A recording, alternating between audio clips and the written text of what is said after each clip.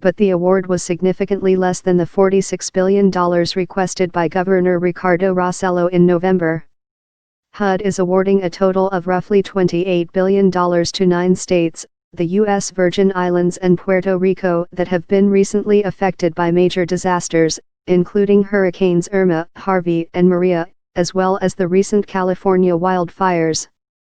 The funds are part of a $90 billion disaster aid package signed by Trump in February. The Virgin Islands is set to receive $1.6 billion in HUD disaster recovery funds, a department media advisory said on Tuesday. Rossello said at a news conference that he expected to adjust Puerto Rico's fiscal turnaround plan to reflect the full grant. The most recent version of the plan pegged at $13 billion the amount of funds from HUD that the Commonwealth expected to receive.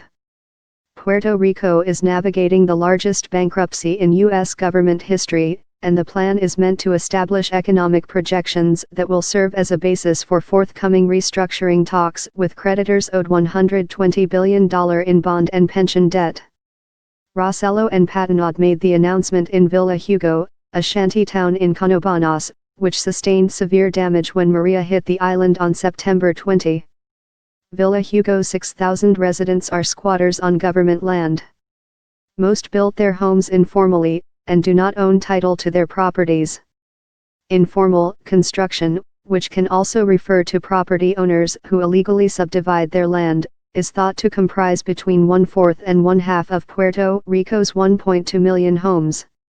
The prevalence of informal housing, which often does not comply with building codes, was thought to compound damage to Puerto Rico's housing stock when the storm hit. The HUD funds can be used for housing, economic development, and infrastructure, and could be used to help repair the island's crippled power grid. While local authorities determine where funds will be used, HUD provides technical assistance and guidelines, Patenaude said.